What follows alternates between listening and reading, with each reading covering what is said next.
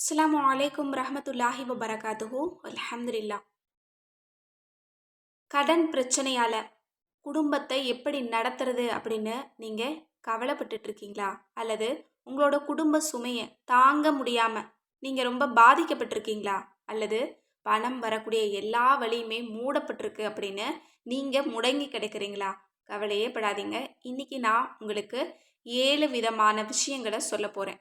இந்த 7 விஷயங்கள் உங்களோட வாழ்க்கையில வந்துருச்சு அப்படின்னா உங்களுக்கு ரிஸ்க் வரப்போவதாக அர்த்தம். ஏன்னா இன்னைக்கு இந்த பணத்தால எல்லா மக்களுமே அதிக அளவு பாதிக்கப்பட்டிருக்காங்க.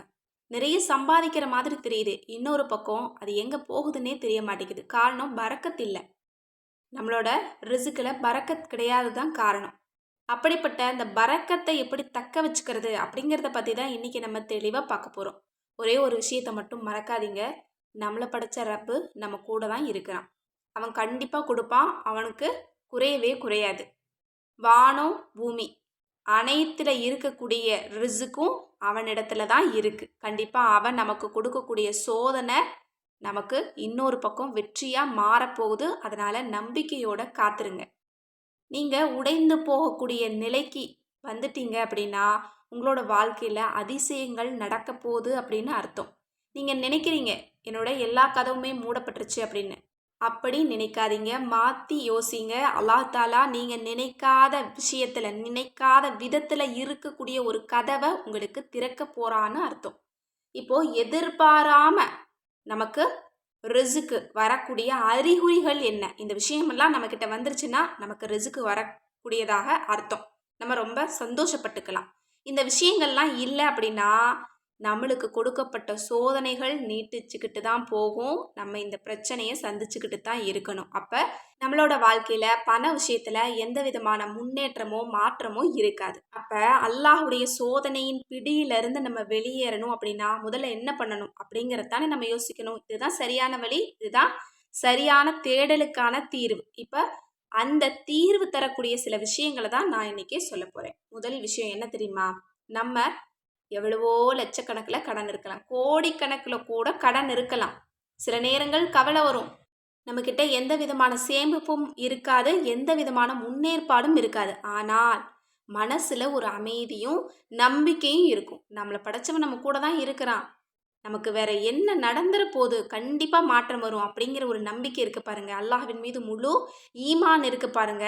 இந்த ஒரு நிலை வந்துருச்சுனாலே உங்களோட பிரச்சனைகள் தூரமாக போகுது, உங்ககிட்ட ரிஸ்க் வந்து சேரப்போகுது அப்படிங்கிறது அர்த்தம். ஏன்னா அல்லாஹ்வின் மீது முழு நம்பிக்கை வைக்கிறவங்கள அல்லாஹ் கைவிட மாட்டான். அல்லாஹ் தஆலா பரக்கத்து செய்வான், அதிகம் அதிகம் கொடுப்பான். அதனால இந்த அமைதியான நம்பிக்கையை நீங்கள் ஏற்படுத்துங்க.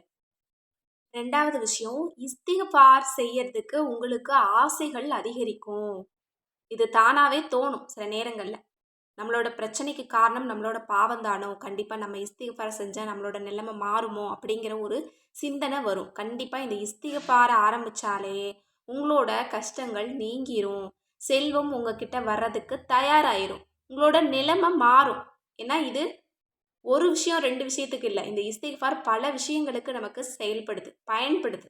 அதனால கண்டிப்பா இதுவும் ஒரு அறிகுறி தான். 3வது அறிகுறி என்ன அப்படின்னா, தொடர்ந்து நிராகரிப்பு, தொடர்ந்து சோதனைக்கு மேலே சோதனை. வேலை கிடைக்காம போகிறது, இன்னும் அதற்கான சம்பளம் வராமல் போகிறது, வியாபாரம் நடக்காமல் போகிறது, லாபம் இல்லாமல் போகிறது, இன்னும் யாருமே உதவாத ஒரு சூழ்நிலை, யாருக்கிட்ட இருந்தும் எந்த விதமான உதவியும் வரல அப்படிங்கிற ஒரு கவலை, இது எல்லாமே தோல்விதான்.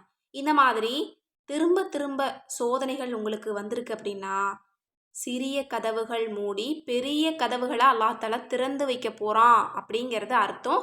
கண்டிப்பாக இதற்கு நீங்கள் கவலையே படாதீங்க.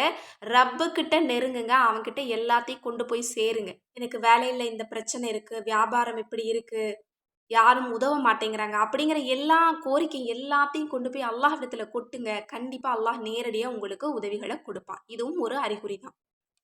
அடுத்தது 4வது என்ன அப்படின்னா, வறுமையா நீங்க இருப்பீங்க. உங்ககிட்ட கையில காசே இருக்காது. ஆனா மத்தவங்களுக்கு தர்மம் குடுக்கணும் அப்படிங்கிற மனசு உங்ககிட்ட வந்துச்சு அப்படின்னா, இதுவும் ஒரு அறிகுறி தான்.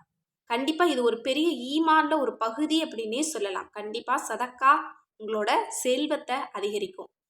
இன்னும் பல மடங்காக உங்களுக்கு அத திருப்பி கொடுக்கும். அதனால நீங்க ரொம்ப கஷ்டத்துல இருக்கும்போது இந்த மனசு வந்துச்சுன்னா உடனே செஞ்சுருங்க.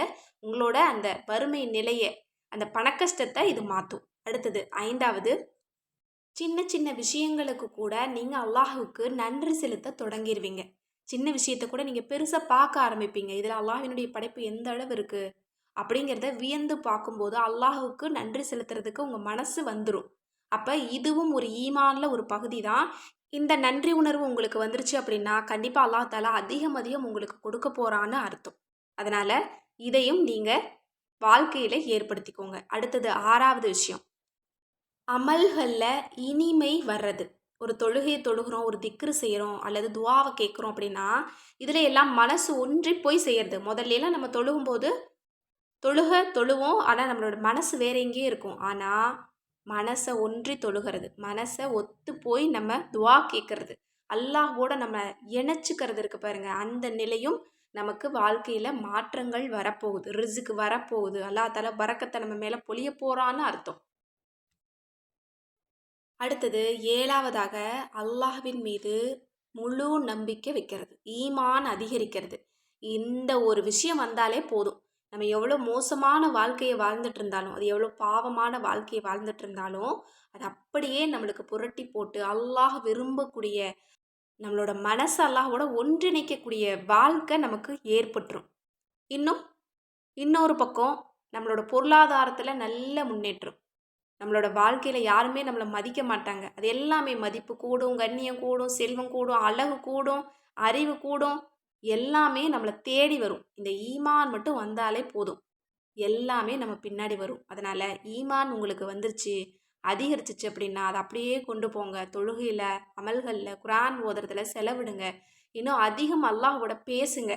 எல்லா அமல்களை விடவும் அல்லாஹ்வோட பேசுறதுக்கு தான் உங்களுக்கு அதிகமான ஈமான் ஏற்படும். ஏன்னா ஒரு நேரடியாக ஒருத்தங்க கிட்ட ஒரு விஷயத்த சொன்னாலே நம்மளோட மனசு ரிலாக்ஸ் ஆகும். அதே சமயத்தில் நம்மளை படித்த ரப்பு கிட்ட சொல்லும்போது அது பல மடங்கு நமக்கு நன்மையாக திரும்பி வரும். ஏன்னா நம்ம அல்லாஹ் இடத்துல கேட்கறது நமக்கு கிடைச்சிரும். மற்றவங்க கிட்ட கேட்டால் கிடைக்காது, ஆனால் ரப்பு கிட்ட கேட்டால் கிடைக்கும். இன்னும் எவ்வளோ நேரம் அல்லாஹ் இடத்துல நம்ம துவா கேட்குறோமோ அந்த நேரம் எல்லாமே அமல் செய்த நல்ல கூலி அல்லாஹ் நமக்கு தருவான். மற்ற அமல்களை விடவும் இதற்கு நிறைய சிறப்பு இருக்குது. அதனால் உங்களுக்கு தேவையானதை அல்லாஹ்விடத்தில் கேட்குறதுக்கு நேரத்தை ஒதுக்குங்க. இன்றைக்கி நான் சொன்ன இந்த 7 விஷயத்தையுமே கவனிங்க. உங்களோட வாழ்க்கையில் வந்துச்சு அப்படின்னா நீங்கள் கவலைப்படாதீங்க. அல்லாஹ் தஆலா உங்களுக்கு ரிஸ்கின் வாசலை திறந்து வைக்க போகிறான்னு அர்த்தம். நீங்கள் ரொம்ப சந்தோஷமாக இருக்கலாம். இல்லை இதில் இருக்கிற எதுவுமே வரல அப்படின்னா இதில் இருக்கக்கூடிய விஷயங்களை வர்றதுக்கு நீங்கள் முயற்சி பண்ணுங்கள். கண்டிப்பாக ரப்பு உங்களோட வாழ்க்கையை மாற்றுவான், செல்வ செழிப்பில் உங்களை கொண்டு போவான் இன்ஷா அல்லாஹ். கண்டிப்பாக இந்த ஒரு அமலை முடிச்சுட்டு எல்லா மக்களுக்காகவும் நீங்கள் துவா செய்யுங்க. உங்களோட துவாவில் என்னையும் சேர்த்துக்கோங்க. நானும் உங்கள் எல்லாருக்காகவும் துவா செஞ்சுட்டு தான் இருக்கேன். அல்லாஹ் தஆலா நம் அனைவருடைய துவாவையும் கபூலாக்கட்டும், ஆமீன். மேலும் இதுபோல் உங்களோட தேவைகளுக்கு தீர்வு தரக்கூடிய அல்லது பணம் சார்ந்த விஷயங்களுக்கு உங்களுக்கு தீர்வு கிடைக்கணும், ஒரு கடன் பிரச்சனை இருக்குது, ஒரு தொழில் வளர்ச்சி இல்லாமல் இருக்குது, சம்பள பாக்கி வரல, கொடுத்த பணம் திரும்ப வரல, இந்த மாதிரி விஷயங்களுக்கு வஜீபாக்கள் வேணும் அப்படின்னா நம்மளோட அற்புத வஜீபாக்கள் கிதாபை இப்போவே ஸ்க்ரீனில் தெரியிற நம்பருக்கு வாட்ஸ்அப் மூலம் புக் பண்ணிக்கோங்க. இதில் எல்லா விதமான தேவைகளுக்குமே தீர்வு இருக்குது. அஸ்ஸலாமு அலைக்கும் வரஹ்மத்துல்லாஹி வபரகாத்துஹு.